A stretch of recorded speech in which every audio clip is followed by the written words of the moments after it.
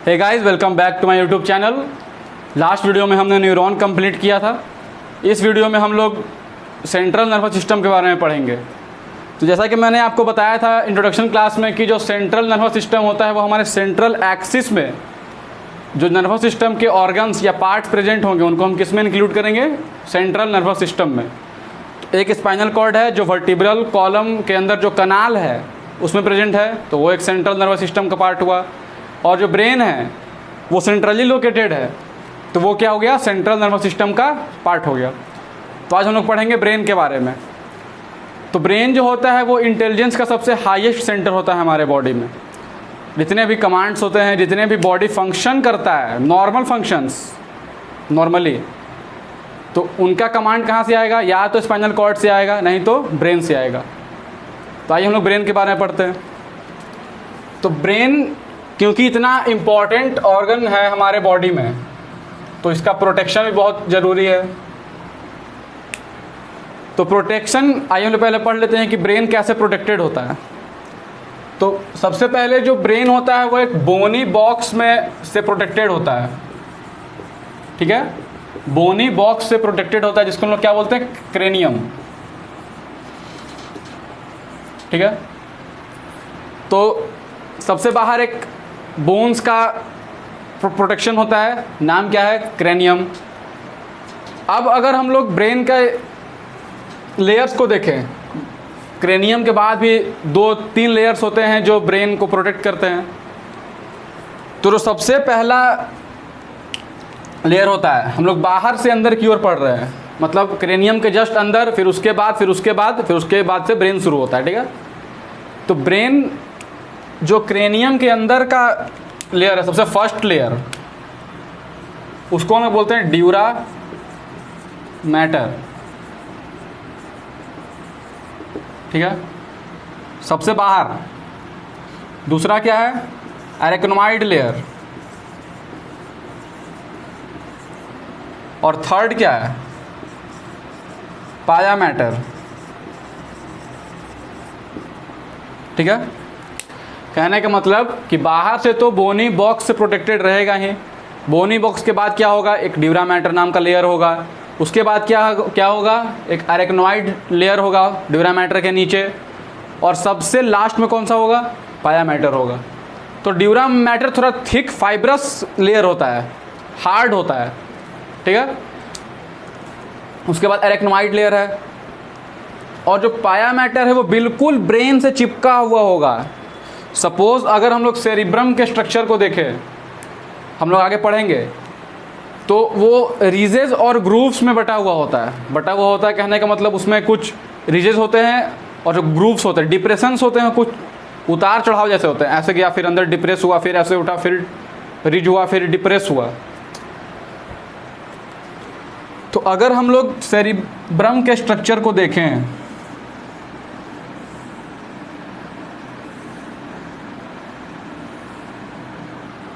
ठीक है, कुछ ग्रूव्स हैं, डिप्रेशंस हैं, ये जो रीजेस हैं ऊपर, खैर हम लोग इनको पढ़ेंगे। तो जो इनके जस्ट ऊपर जो लेयर होगा, चिपका हुआ एक लेयर होता है,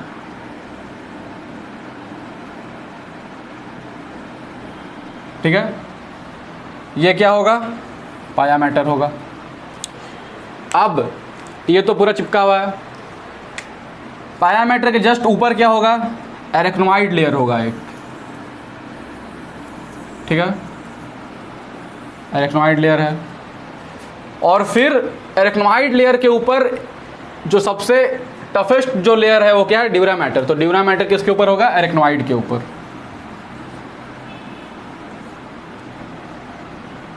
तो आप देख रहे होंगे कि जो दोनों लेयर है उसके बीच में ल्यूमेन है, कुछ खाली स्पेस है। तो उस स्पेस में लिक्विड भरा हुआ होता है। ठीक है, स्पेस में क्या होगा? लिक्विड होगा। लिक्विड होगा या फ्लूइड बोलिए?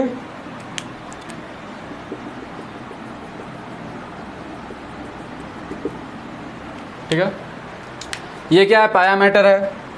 ये क्या है? एरेक्नोइड, ये जो है। और ये क्या है? ड्यूरा मैटर का लेयर है। और फिर बाहर में क्या होगा? क्रेनियम होगा। तो ये जो स्पेसेस है इसमें जो फ्लूइड फील्ड होता है उसको लोग बोलते हैं सेरिब्रो स्पाइनल फ्लूइड। ठीक है, ये जो फ्लूइड है इसको क्या बोलेंगे? Cerebro spinal fluid, CSF। Cerebrum के लिए हम लोग सेरिब्रो वर्ड यूज़ किए हैं, स्पाइनल के लिए स्पाइनल वर्ड यूज़ किए हैं, और फ्लूइड। स्पाइनल कॉर्ड में भी यही लेयर होते हैं। जो ब्रेन का प्रोटेक्शन है सेम स्पाइनल कॉर्ड का प्रोटेक्शन है, बस उसमें क्या होता है कि ड्यूरा मैटर के ऊपर एक फैटी टिश्यू का कंपोजिशन वहाँ पे आकर जो जम जाता है, वहाँ पे इसको करता है प्रोटेक्ट। किसको? ड्यूरा मैटर को। पाया मैटर के ऊपर एरेक्नोइड होगा, उसके ऊपर ड्यूरा मैटर होगा, उसके ऊपर एक फैट का डिपोजिशन होगा। किसमें? स्पाइनल कॉर्ड में। लेकिन ब्रेन में नहीं होता है। ब्रेन में ऊपर क्रैनियम होगा, फिर ड्यूरा मैटर, फिर पाया एरेक्नोइड, फिर पाया मैटर, फिर सेरिब्रम स्टार्ट हो गया। तो ये था प्रोटेक्शन, कैसे जो ब्रेन होता है और जो स्पाइनल कॉर्ड होता है वो कैसे प्रोटेक्टेड होता है। आइए हम लोग पढ़ते हैं कि हमारा जो ब्रेन्स होता है वो 3 रीजन्स में डिवाइडेड होता है। ठीक है,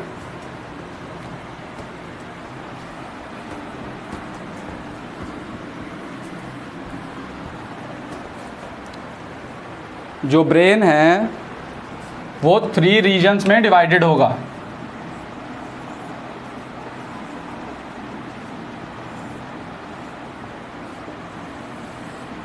ठीक है, पहला क्या? Fore brain. दूसरा मिड ब्रेन, और थर्ड होता है हाइंड ब्रेन।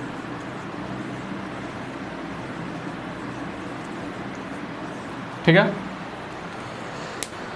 तो जो फोर ब्रेन रीजन है, तो इस रीजन में ऑर्गन्स होंगे। ठीक है, तो फोर ब्रेन में क्या क्या होगा? Cerebrum, olfactory lobe,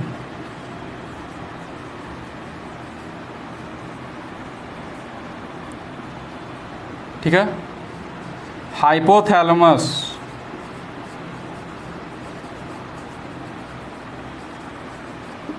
thalamus, epithalamus. ये सारे जो पार्ट्स हैं ब्रेन के वो किस पार्ट में, किस रीजन में होंगे? फोर ब्रेन में। सामने वाले, फोर मतलब फ्रंट पार्ट में होंगे। Cerebrum, olfactory lobe, hypothalamus, epithalamus, thalamus. खैर उतना आपको नहीं पढ़ना है, आप ये 3 जानना है आपको। जो मिड ब्रेन है उसमें ऑप्टिक नर्व्स होते हैं, या कहिए ऑप्टिक लोब्स होते हैं। ये क्या है? ऑल्फैक्टरी, स्मेल के लिए, सेंस ऑफ स्मेल। ये है ऑप्टिक, विजन के लिए। ऑप्टिक लोब बोलिए या ऑप्टिक नर्व्स, ऑप्टिक लोब ही बोलेंगे। और जो हाइंड ब्रेन है, सबसे पीछे का रीजन, उसमें क्या क्या होगा? अब बचा क्या क्या? आपने पिछले क्लासेस में पढ़े होंगे। सेरिबेलम, उसके बाद क्या? मेड्यूला, और क्या? पॉन्स। ठीक है, तो जो हमारा जो ब्रेन है जो 3 रीजन्स में डिवाइडेड होता है, तो फोर ब्रेन में क्या क्या होगा? सेरिब्रम, ऑल्फैक्टरी लोब और हाइपोथैलेमस। मिड ब्रेन में क्या होगा? ऑप्टिक लोब, विजन के लिए। हाइंड ब्रेन में क्या होगा? सेरिबेलम, मेड्यूला और पॉन्स। तो आइए पहले हम लोग फोर ब्रेन को स्टडी करते हैं। फोर ब्रेन में क्या स्टडी करेंगे? सेरिब्रम।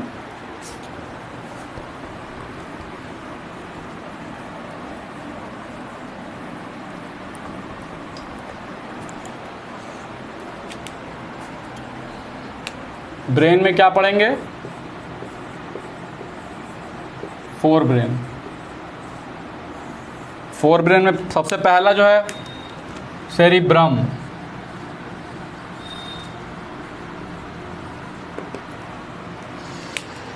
सेरिब्रम जो है वो लार्जेस्ट पार्ट है।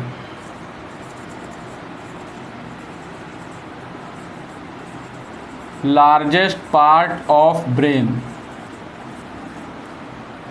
ठीक है, जो ब्रेन का 2/3 हिस्सा है, 2/3 पार्ट है, वो कौन है? सेरिब्रम।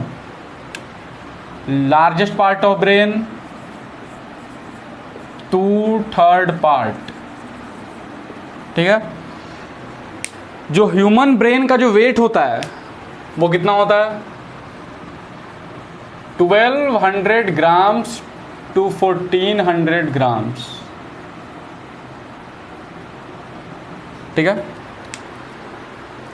तो सेरिब्रम क्या है? Largest part of the brain है। 2/3 पार्ट जो है ब्रेन का वो कौन कैप्चर करता है? सेरिब्रम। दो लोब्स हेमिस्फेयर में डिवाइडेड होता है, डिवाइडेड इनटू 2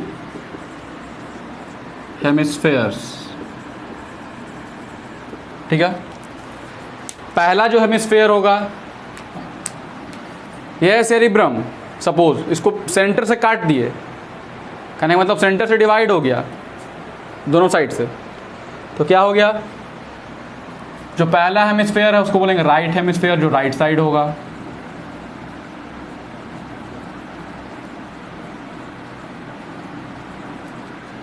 जो लेफ्ट साइड होगा उसको लेफ्ट हेमिस्फेयर।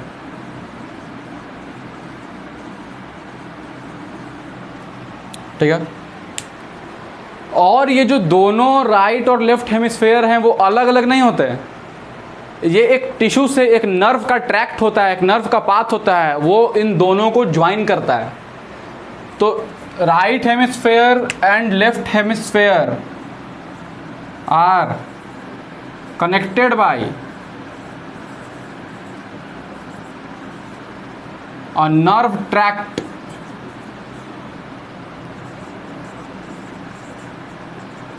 उसको क्या बोलते हैं? Corpus callosum. CORPUSCALLOSUM। Corpus callosum जो राइट हेमिस्फेयर और लेफ्ट हेमिस्फेयर को कनेक्ट करेगा एक दूसरे से। ठीक है। अब जो राइट हैंडेड पर्सन होते हैं, सपोज मैं राइट हैंड से लिख रहा हूँ, सारे काम मैं राइट साइड से कर रहा हूँ, जो मतलब मेरा राइट साइड का जो बॉडी का पार्ट है वो डोमिनेंट है, तो उस पर्सन का लेफ्ट हेमिस्फेयर ज़्यादा डेवलप होता है। ठीक है। और जो लेफ्टी है, सपोज कीजिए मैक्सिमम काम वो अपने left part of the body से करता है, मतलब पैर हाथ जो भी है, तो उस पर्सन का जो राइट हेमिस्फेयर है वो ज़्यादा डेवलप्ड होगा। मतलब अपोजिट है, राइट साइड से काम कर रहे हैं तो हमारा लेफ्ट हेमिस्फेयर डेवलप्ड होगा, लेफ्ट साइड से काम कर रहे हैं तो राइट हेमिस्फेयर डेवलप्ड होगा। दोनों हेमिस्फेयर को ज्वाइन कौन करेगा, कनेक्ट कौन करेगा? Corpus callosum. ठीक है। अब ये हो गया। अब जो सेरिब्रम है इसमें कुछ डिप्रेशंस और कुछ ग्रूव्स होते हैं, कुछ उभार होते हैं और कुछ ग्रूव्स डिप्रेशंस होते हैं। कहने का मतलब स्ट्रक्चर कैसा होगा? ऐसा होगा।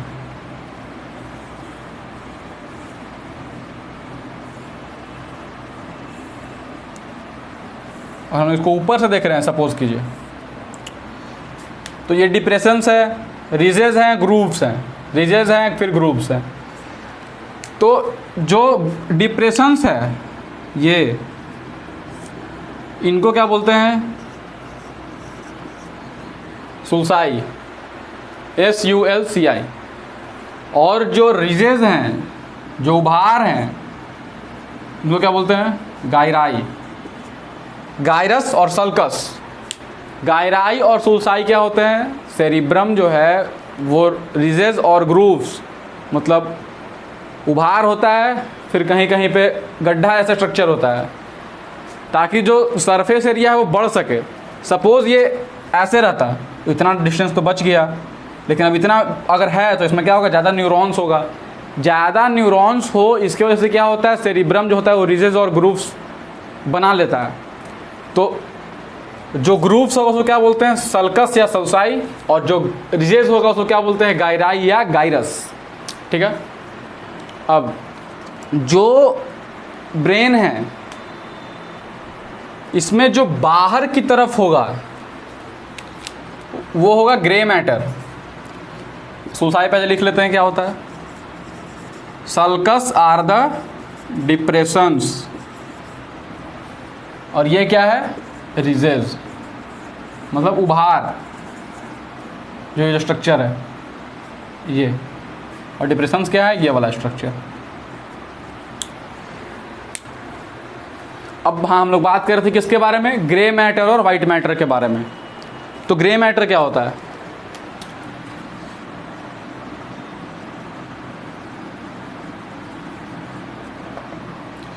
ग्रे मैटर है और क्या है वाइट मैटर। कलर का बात हो रहा है तो अब न्यूरॉन्स है तो न्यूरॉन में क्या होगा, सेल बॉडी होगा, डेंड्राइट्स होगा, डेंड्रॉन्स होंगे, साइटोन होगा, जो फिर नीचे क्या होगा एक्सॉन होगा। तो जो साइटोन होता है सेल बॉडी होता है, प्लस जो डेंड्राइट्स होता है, प्लस नॉन माइलिनेटेड एक्सॉन्स। हमने पढ़ा था कि न्यूरॉन्स दो टाइप्स के होते हैं, माइलिनेटेड और नॉन माइलिनेटेड। माइलिनेटेड जिसके ऊपर माइलिन शीथ होगा, किसके ऊपर, एक्सॉन के ऊपर, और नॉन माइलिनेटेड कहने का मतलब जिसके एक्सॉन के ऊपर माइलिन शीथ नहीं है, एब्सेंट है। तो जो ग्रे मैटर है, जो ग्रे कलर जो दे रहा है तो कौन कौन से पार्ट्स होंगे, तो जो एक्सॉन होगा उसका साइटोन होगा, क्योंकि भाई पूरा ब्रेन बना किससे है, न्यूरॉन्स से। हर जगह क्या है, न्यूरॉन्स है। न्यूरॉन्स का एक थिक कनेक्शन है पूरे ब्रेन में, पूरे बॉडी में हमारे।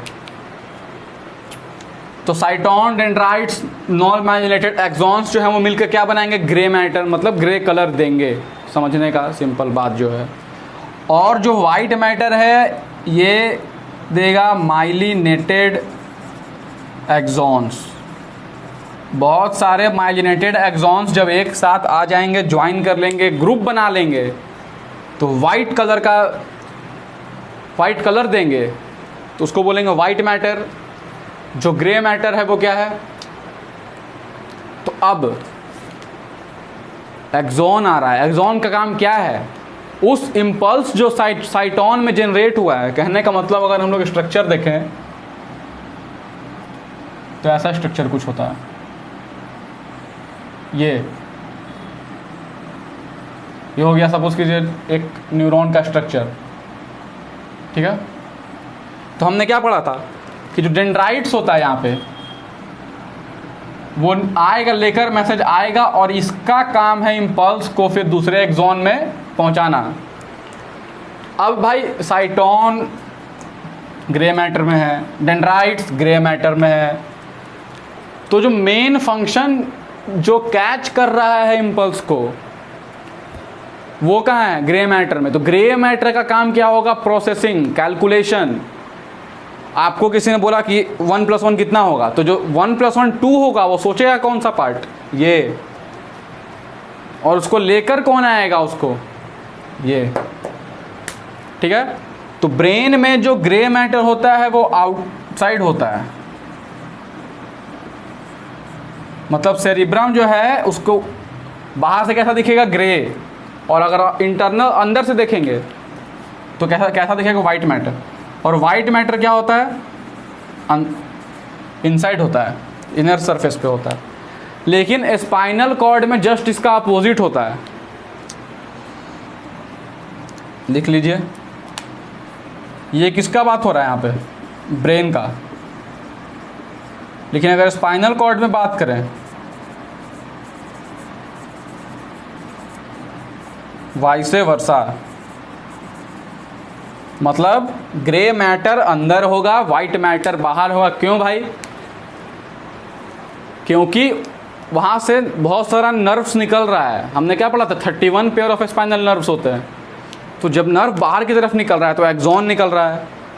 एक्सॉन कैसा होगा, माइलिनेटेड, तो कलर कैसा होगा, वाइट।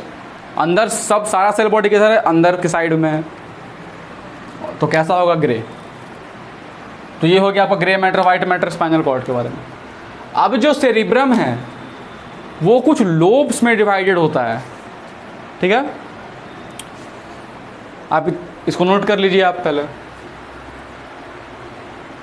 जो सेरिब्रम है वो किस में डिवाइड होगा? लोब्स में। कैसे लोब्स में डिवाइड होता है?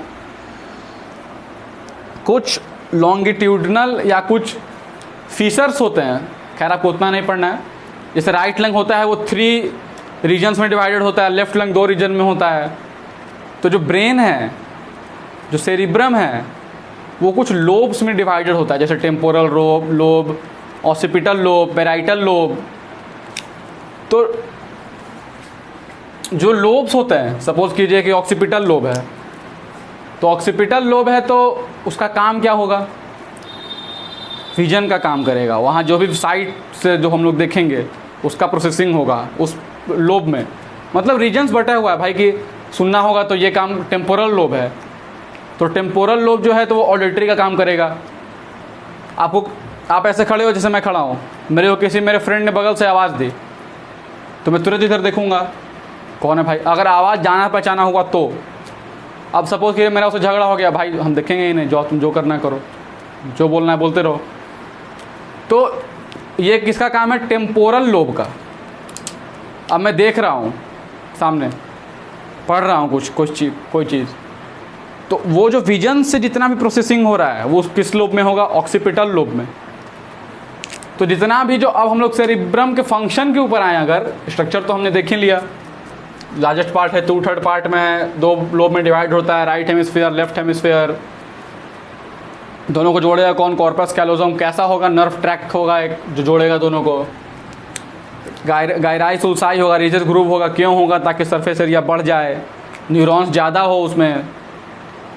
ग्रे मैटर बाहर होगा, वाइट मैटर अंदर होगा। ब्रेन में, स्पाइनल कॉर्ड में इसका उल्टा होगा। फंक्शन क्या है सेरिब्रम का? तो जितना भी मेन फंक्शन, वॉलेंटरी फंक्शन जो है, कैलकुलेशन, सिंगिंग, डांसिंग, रिमेम्बरिंग, कोई चीज़ को मेमोराइज करना, याद करना, ये सभी चीज़ें कौन करेगा? सेरिब्रम, ठीक है। अब अगर हम लोग आए ऑक्सिप, जो हमने पढ़ा था ऑक्सीपिट, ऑल्फैक्टरी लोब के ऊपर, फोरब्रेन का सेकंड पार्ट क्या था? Olfactory lobe.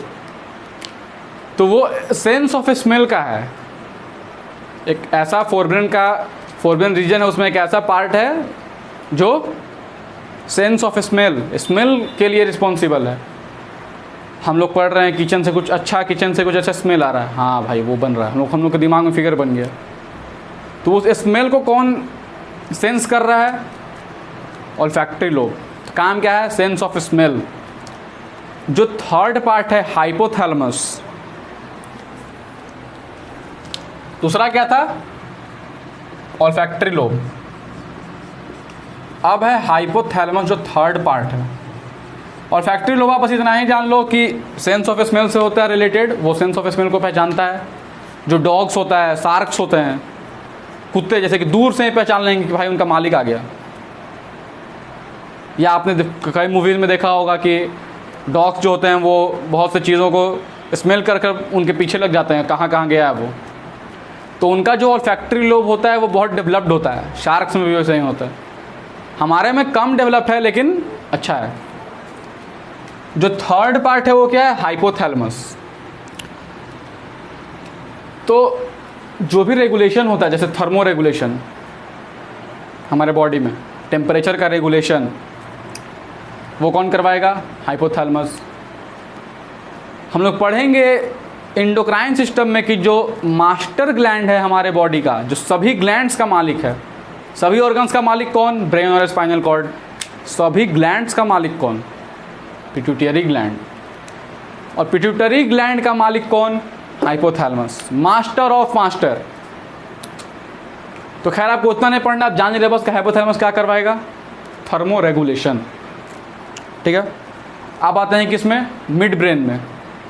तो मिड ब्रेन में जो रीजन, जैसे कि हमने क्या पढ़ा? Optic lobe. तो जो ऑप्टिक लोब है, नाम क्या है? ऑप्टिक, आई से रिलेटेड है। तो वो क्या करेगा? उसमें एक सेरिब्राई पिडंकल नाम का जोन होता है, खैर आपको उतना नहीं पढ़ना है। मिड ब्रेन में क्या होगा, ऑप्टिक लोब, विजन से रिलेटेड है, बस आप इतना जान लो। जो हाइंड ब्रेन है, आपको मेन क्या क्या पढ़ना है, cerebrum, cerebellum, medulla oblongata, pons, hypothalamus. तो जो हाइंड ब्रेन है, तो अब हम लोग को क्या पढ़ेंगे, हाइंड ब्रेन।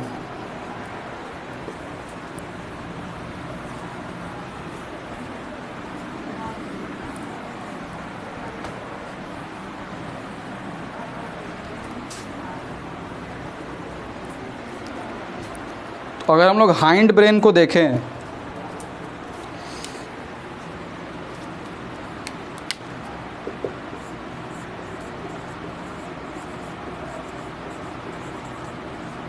ठीक है,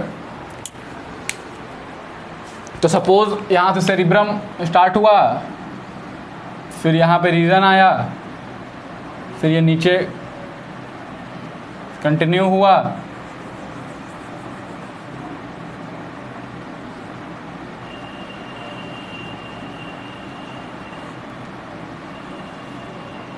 कुछ वैकेंट स्पेस होते हैं ये, जिनमें आके CSF, फिर जो सेरिब्रोस्पाइनल फ्लूइड है वो फॉर्म होगा, यहाँ से कलेक्ट होगा।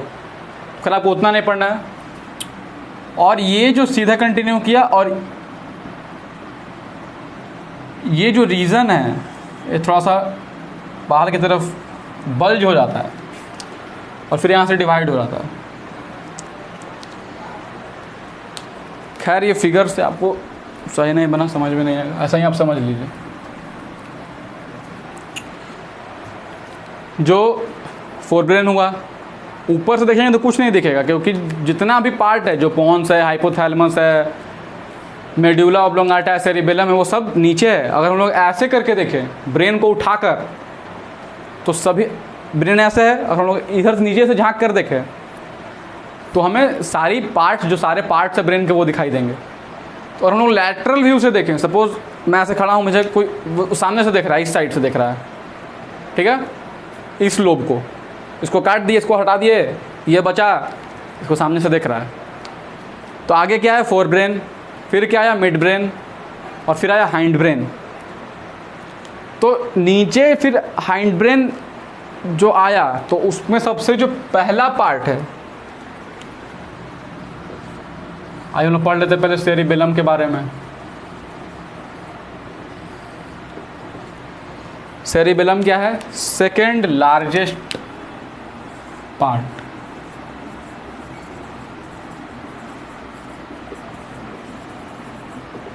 ठीक है। जो ब्रेन है उसका क्या है, सेकेंड लार्जेस्ट है। लार्जेस्ट कौन था, सेरिब्रम। अब अगर सेरिबेलम का स्ट्रक्चर देखें तो कुछ ऐसा स्ट्रक्चर होगा,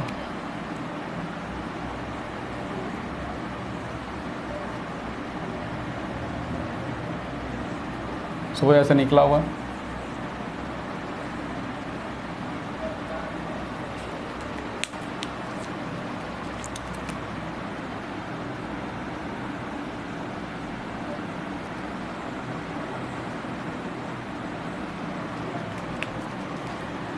बाहर कैसा होगा, ब्रेन है तो ग्रे मैटर, अंदर वाइट मैटर होगा। तो वाइट मैटर एक ट्री के ब्रांचेस के फॉर्म में प्रेजेंट होता है,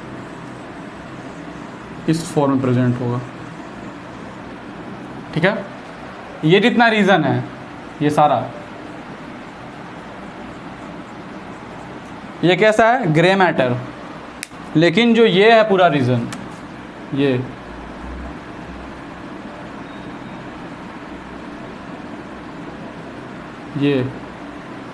क्या है, वाइट मैटर। तो सेरिबेलम सेकेंड लार्जेस्ट पार्ट होता है, हाइंड ब्रेन का पार्ट होता है। फंक्शन क्या है, बॉडी को बैलेंस करना,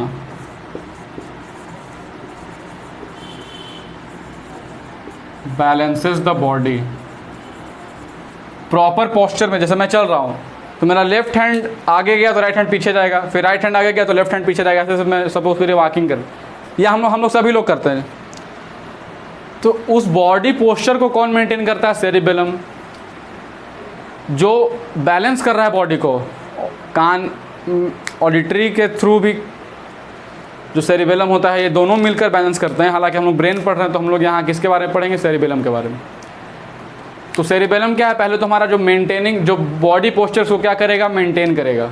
दूसरा क्या काम करेगा, बैलेंस करेगा। जो मेन फंक्शन है क्या है, बैलेंस। किसके साथ, ऑडिटरी पार्ट के मतलब ईयर के साथ मिलकर क्या करता है, बैलेंस करता है बॉडी को। थर्ड पार्ट, जो भूख लगा हमें, सपोज कीजिए हंगर वगैरह, सॉरी गेट, जो GAIT वर्ड होता है। एक और क्या करेगा फंक्शन इसका, गेट है। इसी को बोलते हैं मैनर ऑफ वॉकिंग, कैसे हम लोग चल रहे हैं, बॉडी पोस्चर को मेंटेन करेगा, कैसे बैठना है, कैसे चलना है। दूसरा बैलेंस करेगा बॉडी को। तीसरा एक गेट, कहने का मतलब GAIT वाला गेट, GAT वाला नहीं। तो हमारा जो मैनर ऑफ वॉकिंग है उसको क्या करेगा, मेंटेन करेगा। ठीक है, ये हो गया सेरिबेलम। अब जो सेकेंड पार्ट है वो क्या, पॉन्स। ठीक है, पॉन्स का पूरा नाम है पॉन्स वेरोलाई, VAROLLI। यह है हाइंड ब्रेन। सेरिबेलम इस साइड होता है, ठीक है, इधर साइड। सपोज करिए यहाँ से अगर कंटिन्यू कर रहा है तो यह हो गया सेरिबेलम, और जो भी पार्ट होगा वो इधर होगा, इधर ये हो जाएगा पॉन्स, ये हो जाएगा मेड्यूला, और फिर मेड्यूला आगे चलकर क्या बना देगा, स्पाइनल कॉर्ड, मतलब कनाल जो है स्पाइनल कॉर्ड में इलोंगेट हो जाएगा, मतलब बढ़ जाएगा, कंटिन्यू हो जाएगा। तो पॉन्स क्या कर रहा है, मिड ब्रेन को, जो हाइंड ब्रेन है, मेड्यूला ऑब्लोंगाटा जो है, तो जो मेड्यूला है उसको फोर ब्रेन से कनेक्ट कर रहा है। ठीक है, पॉन्स क्या कर रहा है, फोर ब्रेन को हाइंड ब्रेन से क्या कर रहा है, कनेक्ट कर रहा है, या मिड ब्रेन और हाइंड ब्रेन को कनेक्ट कर रहा है। ठीक है, मिड ब्रेन यहाँ और हाइंड ब्रेन नीचे, उसको क्या कर रहा है, कनेक्ट कर रहा है। तो ये था पॉन्स। अब थर्ड क्या है, मेड्यूला, मेड्यूला ऑब्लोंगेटा। पूरा नाम क्या है, medulla oblongata.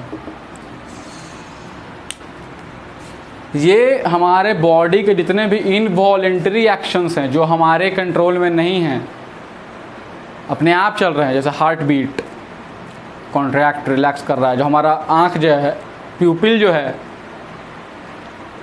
Blinking of eyes, digestion, salivation, hunger, BP, तो ये सभी को कौन कंट्रोल करेगा, मेड्यूला ऑब्लोंगेटा। वैसोमोटर, जो हमारा बीपी है, उसको भी कौन कंट्रोल करेगा, जितने भी रेस्पायरेशन, ये सब कौन कंट्रोल करेगा, मेड्यूला ऑब्लोंगेटा। मतलब सबसे मेन ऑर्गन जो है रेस्पिरेटरी, सॉरी ये नर्वस सिस्टम का, हाइंड ब्रेन का, क्या, मेड्यूला ऑब्लोंगेटा। और एक और बात, जो सेरिबेलम हमारे बॉडी को बैलेंस कर रहा है, तो कभी कभी देखिए जो शराबी हैं, जो शराब पीते हैं, जो अल्कोहल लेते हैं, तो वो उनके सेरिबेलम को अफेक्ट कर देता है, उनका चलने का ढंग ही बदल जाएगा।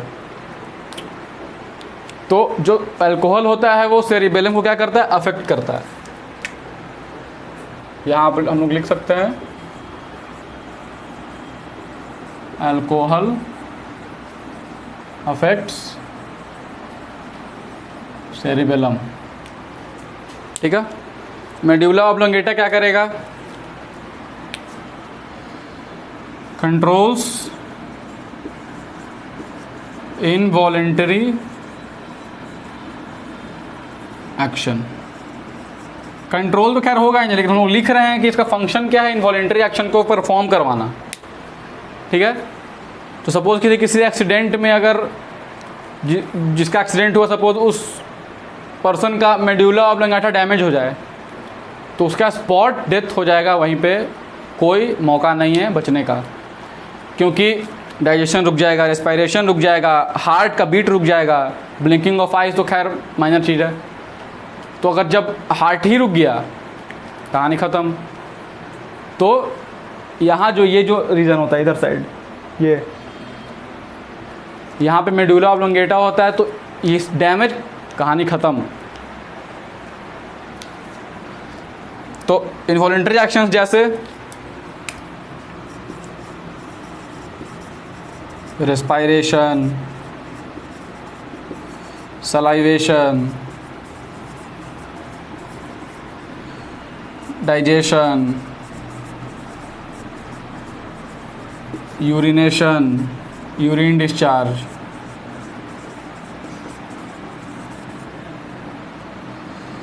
डिफेकेशन, डेफिकेशन, और क्या है, वैसोमोटर जो हमारे बीपी को कंट्रोल करता है, ये हार्ट बीट, ये सभी चीज़ों को कौन कंट्रोल करेगा या कौन परफॉर्म करेगा, ये मेडुला ऑब्लोंगेटा। तो ये था हमारा हाइंड ब्रेन के बारे में। तो इस तरह से हमने फोर ब्रेन पढ़ लिया, मिड ब्रेन पढ़ लिया और हाइंड ब्रेन के बारे में पढ़ लिया, ठीक है। उसका प्रोटेक्शन पढ़ लिया कि कैसे प्रोटेक्टेड होगा, बाहर क्रेनियम होगा, फिर ड्यूरा मैटर होगा, फिर एरेक्नोइड लेयर होगा, फिर पाया मैटर होगा, बीच में स्पेसेस होता है जिसमें सेरिब्रोस्पाइनल फ्लूइड फील्ड होता है। सीएसएफ क्या काम करेगा, ब्रेन को शॉक से बचाएगा, झटका से बचाएगा, और जैसा कि हमने पढ़ा कि इंटरनल डैमेज से भी बचाएगा। और वेट कितना है, 1200 to 1400 ग्राम। तो जो कैविटी फील्ड है, तो वो जो ब्रेन का वेट है उसको रिड्यूस कर देता है। उसको सीएसएफ अगर हम लोग उसके बाद हम लोग अगर फील करें तो जो ब्रेन का वेट है वो 0.18 kg तक रिड्यूस कर देता है। मतलब सीधे यहाँ से कहाँ तक आ जाएगा, 0.18 kg तक। कौन, सेरिब्रोस्पाइनल फ्लूइड, ठीक है। तो इस तरह से हमने पढ़ लिया। अब ब्रेन है तो ब्रेन से 12 पेयर्स ऑफ नर्व निकलते हैं जिसको हम लोग बोलते हैं क्रैनियल नर्व।